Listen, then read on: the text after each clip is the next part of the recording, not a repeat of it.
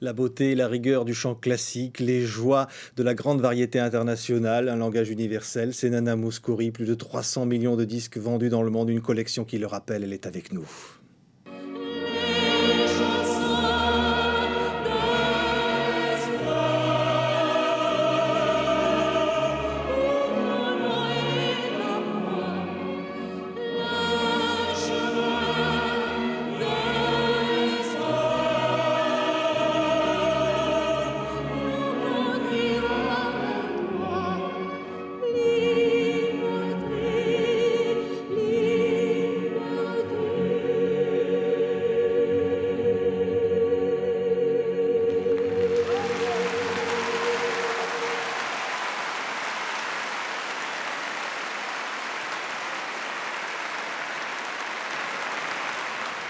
Chère Nana Mouskouri, c'est le bonheur de vous avoir sur ce plateau.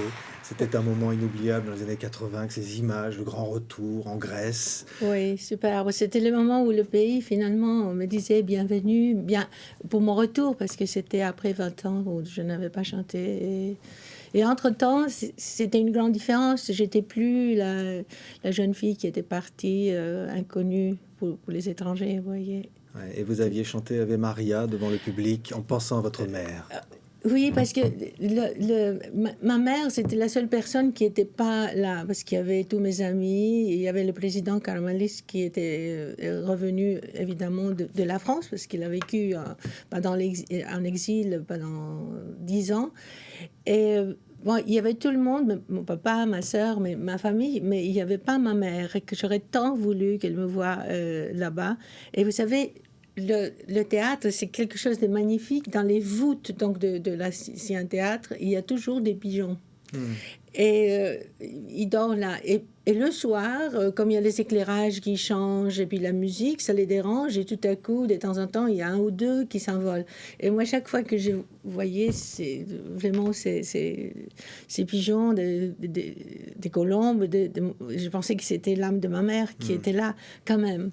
Et alors un DVD rappelle ce moment inoubliable, voilà, Nana Mouskouri, Adérode Atticus, et évidemment, je le disais dès le début de cette émission, une collection de chansons. Alors ça représente 34 disques, hein, 673 chansons, mais ça n'est que la moitié du nombre de chansons que vous avez chantées. Oui, il y a peut-être, c'est un quart, un quart, il y a un quart de toute la collection. Parce que vraiment, il y a l'anglais, il y a l'allemand, il y a l'espagnol, et il y a aussi le grec, il ne faut pas oublier. Et puis il y a aussi des langues un peu par-ci, par-là, où j'ai chanté des versions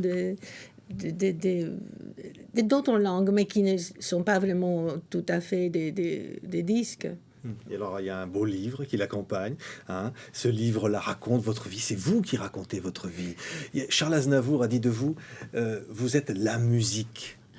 Votre vie, c'est la musique. Ça me flatte énormément parce que c'est vrai que la musique était pour moi tellement importante. Je crois que tout ce qui était construit autour de moi, même je suis devenue une maman, mère, femme, tout amie, mais la musique était toujours autour de moi et c'est par rapport à la musique que tout est fait. Autour de l'amour, de la fidélité, l'amitié. Et c'est merveilleux. Je dois beaucoup à la musique, mais je dois aussi à tous ceux qui m'ont aidé à pouvoir chanter. Et c'est la raison que j'ai écrit ce texte. C'était surtout pour parler de ceux qui m'ont inspiré, qui m'ont influencé.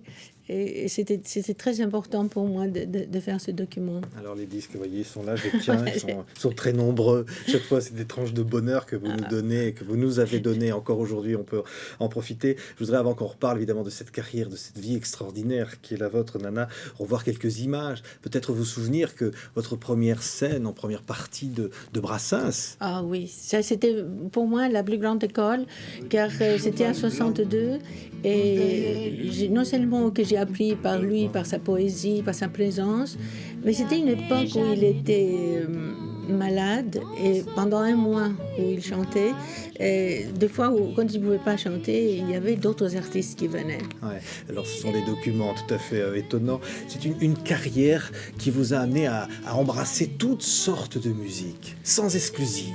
Oui, parce que justement, j'ai fait des études du chant classique et j'ai commencé à mes débuts. Le jazz du aussi, jazz, on voit c'est le ça, grand là beaucoup de avec jazz. vous. Hein. Oui, alors comme j'aimais beaucoup, je voulais goûter toutes les sortes de styles qu'il y avait et je voulais chanter tout. Et par la suite, je suis allée au folklore traditionnel, country, toutes les sortes de musique que je pouvais apprendre.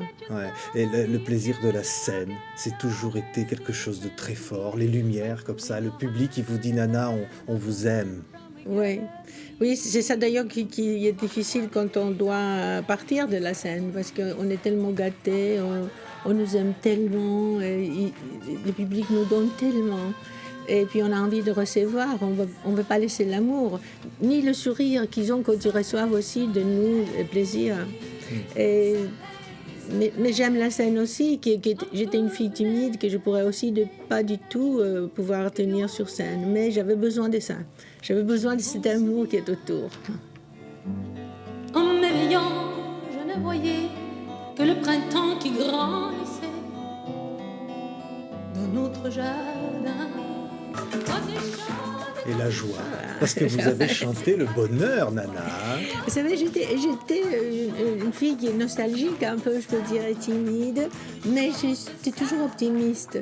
Et j'ai toujours souri, et même les chansons les plus tristes, il y avait un optimisme dedans. Évidemment, quand je chante, et c'est vrai, quand on chante, on se sent beaucoup mieux après. Ouais, parce que j'adore la chanson, la musique, cette enfance en Crète. Vous n'avez jamais cessé de chanter. Vous le dites dans ce livre qui accompagne cette collection de chansons. Et toute petite, avec votre sœur. Je ne savais pas faire autre chose. Et quand j'ai remarqué que le public, enfin les gens me souriaient quand je chantais, ça m'a aidé encore plus d'aller découvrir, de devenir mieux que possible. Et si je remercie mes amis dans le livre et tout ce monde qui m'a aidé, c'était justement parce que tout ce que j'ai demandé dans la vie, c'était de chanter. Ils m'ont laissé, ils m'ont aidé à chanter. Est-ce que vous vous enfermiez pour écouter la radio, les chansons de l'époque hein, c'était, alors il y avait les chansons de Broadway, il y avait les grandes chansons de la variété américaine qui vous plaisaient. Oui, parce que c'était après la guerre. Vous Over savez, the Rainbow. Voilà, c'était Judy Garland. Mon papa travaillait dans un cinéma plein air. Et la petite scène de ce cinéma, c'était vraiment le lieu où je pouvais me recueillir et de me sentir comme si j'étais quelqu'un d'important. Et Over the Rainbow, c'était ma chanson fétiche. Ouais. Comme les oiseaux, je voulais voler aussi. Et puis voilà, j'ai pu. Ouais, et vous avez pu faire des grands shows télévisés. Ouais. Regardez ces images.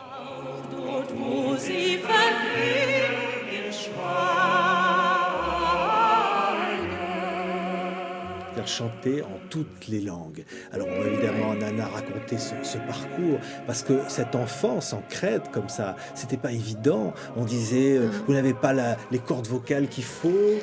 Ça veut dire que j'avais un problème à ma voix que je ne savais pas au début, mais on a réalisé au cours de ma carrière mais j'ai 2 cordes comme tout le monde, mais une des 2, elle ne fonctionne pas comme l'autre, elle est beaucoup plus épaisse.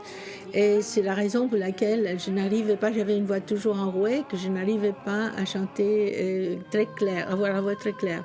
Mais avec le travail, quand je suis ça, j'ai travaillé beaucoup ma voix et j'ai réussi de monter beaucoup plus que possible pour mes possibilités et avoir la voix très claire pour laquelle beaucoup de gens me reconnaissent au fond à cause de cette voix claire qu'au fond je n'ai pas naturellement, mais qu'il a fallu beaucoup de travail pour arriver à ça. Alors le travail avec des professeurs exigeants, ils vous apprennent le chant classique et vous trouvez rien de mieux que d'aller chanter du jazz dans des nightclubs, oui, ce qui va d'ailleurs pas plaire du tout. Hein. Non, ça ne pas plu du tout et d'ailleurs c'est la raison pour laquelle j'étais renvoyée, mais il faut savoir que moi j'étais jamais raciste avec la musique. Je crois qu'il n'y a pas de la mauvaise ou bonne musique. Il y a la musique et ça dépend comment on la traite, la musique. Alors, ce qui est important, ce n'est pas autre chose que c'est pourquoi et comment vous le faites. Ça veut dire une petite chanson de rien du tout. Si vous l'aimez et si vous la chantez avec tout votre cœur, elle devient une belle chanson.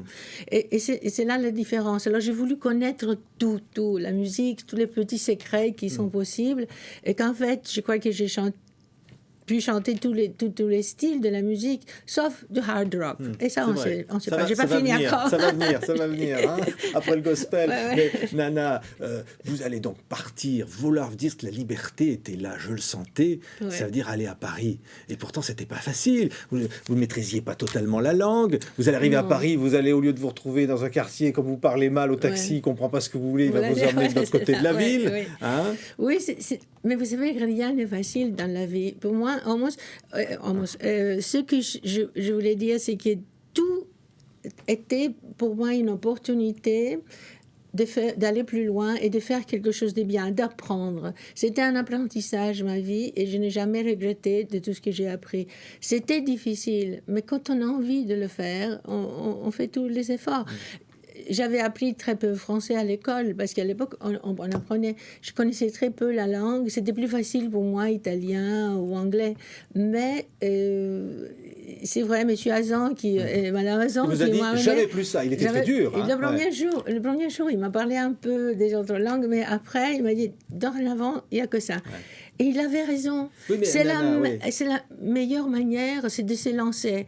Et après, j'ai appris, j'avais toujours, jusqu'à aujourd'hui, parce que toujours je vais dans des pays où je ne possède pas très bien la langue et je veux bien dire un mot dans leur langue. Parce que, vous savez, c'est pas au public de venir vers moi, c'est à moi d'aller vers le public. Quand même, quand vous racontez, vous êtes retrouvé dans un hôtel parisien, Paris était gris, vous êtes approché de la fenêtre et vous dites « j'ai pleuré ». Oui, j'ai pleuré. Et les larmes ont tombé en même temps que la pluie. Mais c'est parce que j'ai pleuré. Je pense qu'au fond, j'avais aussi des larmes de joie. J'étais loin de ma famille, c'était vrai, mais je ne savais pas que c'était les connus. Et j'ai pleuré, parce que je pensais que le ciel était très bas et que je ne voyais pas assez le soleil. Mais...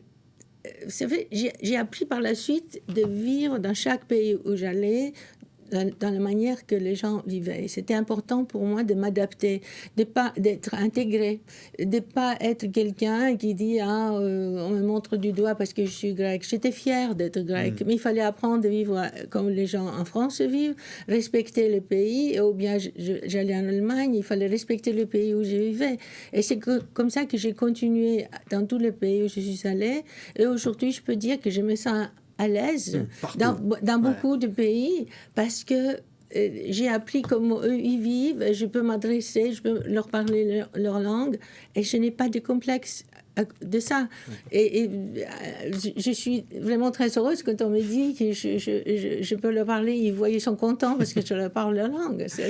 Et vous avez pu chanter enfin, retour de Balancier l'opéra. Hein. On a écouté tout à l'heure Je chante avec toi liberté. Regardez ces images, c'est Carmen. Carmen, oui, avec Serge Lama, c'était magnifique. Je t'aime, mais si je t'aime, prends garde.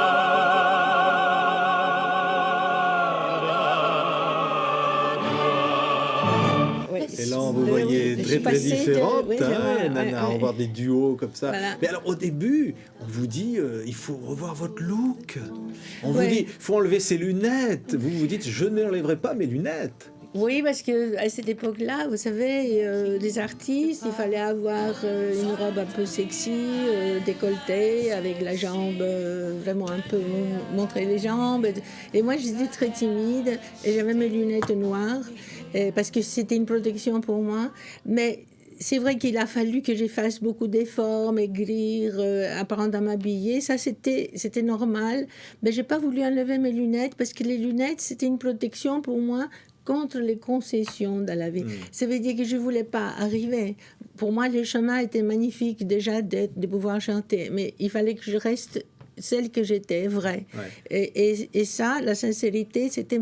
Mes lunettes, c'était une partie de ça.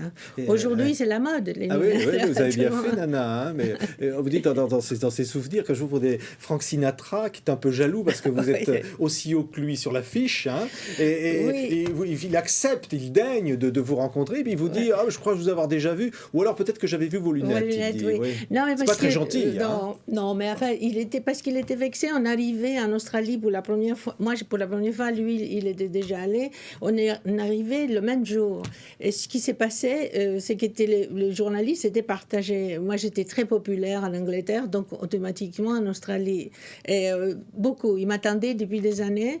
Et il n'avait pas assez de journalistes. Lui, il était vexé. Il a dit comment ça se fait que je n'ai pas plus. Alors, il disait mais oui, parce qu'il y a Nana Mouskouri qui arrive de l'autre côté. Alors, il disait Nana who? Alors, comment? Et puis, quand il était à l'hôtel, j'avais pris un étage avec mon groupe. Et lui, d'habitude, il prenait 2 étages. Alors, il disait, mais pourquoi je pars à l'autre étage? Il dit, parce qu'il y a Nana Mouskouri. Alors, on dit encore. Alors, mais qu'est-ce que c'est cette nana qui vous parlait tout le temps? Et le lendemain, donc, c'était le journal. Et il a vu le journal, on lui a montré le journal. Et il m'a invité pour boire un verre, parce que quand il a vu le journal, bon, il a vu qui j'étais, c'est pas qu'il m'a reconnu. Alors, il voulait, par curiosité. Ouais, Voilà. mais les plus grands sont à vos pieds. Quincy Jones, vous allez enregistrer un album mythique de jazz qui va faire un triomphe. Bob Dylan va écrire une chanson pour vous. Harry Belafonte. Voilà, Harry Belafonte qui va faire des spectacles avec vous. J'ai appris beaucoup par lui aussi. C'était pas seulement des amis, ils étaient pas. Ils m'ont appris énormément. C'était mes professeurs. Cohen, c'est un ami. Enfin, j'ai eu beaucoup d'artistes et je pense que j'ai appris énormément partout. C'est que j'ai commencé avec des poètes en Grèce, des poètes et des grands musiciens qui écrivaient des chansons très poétiques, mais des fois, ils s'amusaient avec les chansons. Ils parlaient de la vie, il fallait sourire aussi, il fallait être optimiste. Et tout ça, je l'ai trouvé aussi chez d'autres poètes. Ouais. Vous savez, Gainsbourg, il m'a écrit une chanson tout à fait à mes débuts, quand je suis venue ici, et encore plus tard. Et j'ai travaillé avec beaucoup d'artistes. C'est l'amitié. Et on pense aussi à André Chapelle, qui est toujours votre mari. C'est-à-dire, la chanson, c'est le fruit de l'amour aussi. Oui, vous savez... André, il a été, depuis le début, depuis 40 ans, on s'est rencontrés au studio. Il a aimé ce que je faisais. On était très amis. Et puis un jour, j'ai divorcé. Quelques années plus tard, on se retrouvait ensemble et on est restés fidèles toute une vie. Pour moi, l'amitié, c'est très important. Et j'ai des amis que je connais. Écoutez, j'ai rencontré Jean-Claude Brialy il y a 10 ans, 66, vous voyez, c'est 40 ans, il y a 40 ans. Et on est toujours amis. Et l'importance, c'est qu'il reste près de moi et qu'il m'influence, je l'admire, il m'inspire. Et on a besoin de ça. Et André, c'est la même chose. On s'est inspiré l'un à l'autre beaucoup. Et on a suivi un chemin qui est à nous. Beaucoup de travail, beaucoup de fidélité et beaucoup de qualité. Il ne me laissera jamais faire quelque chose qui n'est pas bien. Et c'est lui qui vous a fait découvrir aussi les grandes chansons françaises, un magnifique album. Oui. Et alors, je résiste Double pas. Album, oui. C'est les plaisirs d'amour, chansons immortelles. Mais vous savez, il y a dans ces doubles disques, il y a des chansons magnifiques.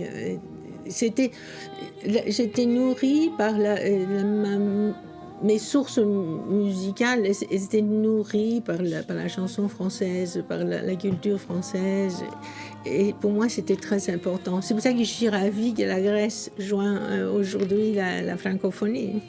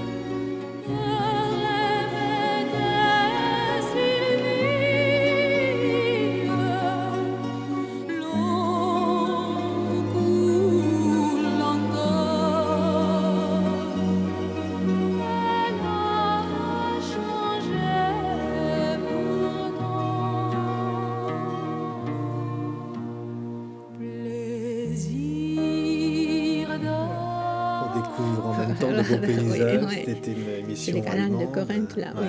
Ouais. Oui. Des souvenirs d'enfance. Souvenirs d'enfance, beaucoup. Je crois que le pays, pour moi, ça compte énormément. C'est pour tous, l'identité, c'est très important.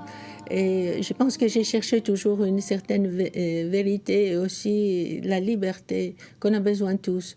Mais je gardais toujours ce pays dans mon cœur parce que c'est avec tout ce que j'ai appris quand j'étais petite que je cherchais cette liberté et la vérité. Ouais. Quand on disait, vous êtes the girl from Greece. Oui. Hein, et vous êtes allé avec ces chants d'abord très grecs, ensuite apporter votre sensibilité sur une musique universelle.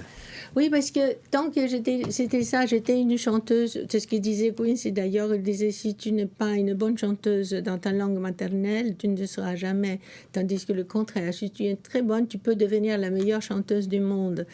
Et tous, même Louis André, il aimait beaucoup les chansons grecques. Belafonte aimait beaucoup, Quincy aimait beaucoup. Tout le monde, Jean-Claude aussi aime beaucoup. Tout le monde aime les chansons grecques.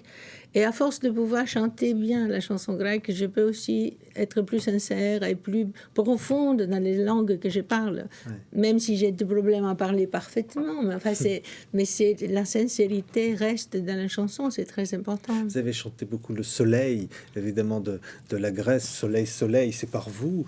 Mais malheureusement, il y a eu le régime fasciste en Grèce qui vous a empêché, finalement. Vous avez souffert de ça. C'est-à-dire que l'engagement, vous avez chanté la colombe de la paix. Oui, c'est nécessaire à un moment de dire le jour ou la colombe. Voilà. Oui, c'est parce que c'était une époque, j'allais avoir un enfant et mon pays était vraiment en suppression. Mais cette colombe était importante pour beaucoup de pays. Donc, quand on vient de la Grèce ou bien des pays qui ont souffert avec la guerre, on espère toujours à une colombe. Je me souviens quand je suis allée la première fois à Berlin, j'ai chanté donc ma première chanson, la fameuse Weiße Rosen auf Satin, qu'on disait tout à l'heure, et qui était les roses blanches de Corfou en grec, en français, et en grec c'était autre chose. Enfin, et le studio était à côté, le mur de Berlin. Ils commençaient à construire déjà le mur. On voyait de l'autre côté des mouchoirs, des amis qui saluaient de l'autre côté les gens parce qu'ils se sentaient en prison. Vous voyez, quand j'ai vu ça, j'espère que je vais vivre un jour où il n'y aura plus ces murs. Et j'ai eu la chance de le voir 40 ans après ou 35 ans après. Mais encore aujourd'hui, il y a des murs partout. Des murs de l'oppression. Regardez même Chypre, c'est une île qui est partagée en deux. Alors, il y a toujours la colombe. Et c'est pour ça que j'ai toujours chanté pour cette colombe, pour cette liberté, pour cet espoir. Si vous regardez les nouvelles aujourd'hui, encore, il y a autre chose. Enfin, vous avez été même, d'ailleurs, engagé en politique européenne. Oui, vous avez été élue européenne. Oui. Vous arriviez à chanter le soir et à être élue la journée. Et vous avez été très studieuse. Hein, chacun l'a remarqué. Vous savez, je le dis aujourd'hui, mais j'ai toujours dit, quand je suis rentrée au Parlement européen, je ne connaissais pas grand-chose. Sauf que j'avais envie d'apporter le soutien à l'intégration de mon pays mieux dans l'Europe. Il fallait apprendre tout. Je n'étais jamais passée à l'université. Moi, je n'avais pas fait la loi, donc je ne savais pas même comment faire vous savez, tout ce qu'il fallait faire, comment faire un rapport, je ne savais pas. Mais il fallait apprendre. Mais c'était très difficile pour la chanson parce que des fois, pour être présente, des fois, il fallait prendre un avion privé pour être présente pour les votes. Il y a quelque chose, Nana, oui, vous n'avez jamais renoncé, c'est les enfants. Alors, ambassadrice de l'UNICEF, oui. Ça, vous avez été aux quatre coins du monde, au Sri Lanka, oui, et encore, en Afrique. je suis encore. Maintenant, ça a commencé, c'est une aventure officiellement qui a commencé il y a 13 ans. Et je peux vous dire que c'est peut-être quelque chose que je n'abandonnerai jamais, parce que les besoins des enfants, c'est tellement nécessaire à s'occuper et tous les jours, il y a quelque chose de nouveau. Et tant qu'on peut apporter la voix qu'eux, ils n'ont pas, il faut lutter vraiment pour que chaque enfant ait le droit à l'éducation, chaque enfant a le droit à la santé et chaque enfant a besoin de construire son univers et son futur. C'est l'avenir de le monde. Et ils ont besoin vraiment, et ils ont le droit d'un traitement comme il faut. Ils ont besoin de retrouver la dignité pour pouvoir construire leur avenir. Voilà, j'ai choisi ces 2 disques. Vous allez comprendre pourquoi. Voilà, Nana, ça c'est le dernier. Ça, c'est voilà, on va les mettre dans l'ordre. Hein. Soleil, ça c'est le premier. Soleil, et ça c'est le dernier. Oui, dernier, pas le dernier. Parce que vous dites à un moment à l'intérieur de cette quasi-intégrale, vous dites ça sera peut-être mon dernier disque. Là, le Fille du Soleil. Ouais. Oui, parce que j'étais un tout petit peu. J'aimais beaucoup ce disque. Avec des chansons de Jean-Claude Briel, Les Filles du Soleil, justement. Voilà, c'est ça, ouais. justement. Et où tu passais, que c'est de magnifiques chansons, mais que, bon, quelque part, il n'a pas été. Il n'y a pas eu une promotion comme il fallait. Mais ça arrive dans la vie. Est-ce qu'on peut raccrocher quand le public vous appelle? Est-ce que c'est pas le public finalement? Est-ce qu'on lui doit pas tout au public? On doit beaucoup au public, énormément. Et c'est le public qui m'a fait motiver et on a besoin de ce public pour exister, je pense. Mais il y a des jours où, vous savez, à un moment, comme ma mère disait, j'étais à ton âge et un jour tu viendras là où je suis. Et puis, je vois tous les jeunes chanteurs. Aujourd'hui, je vois ma fille qui chante aussi. Ouais.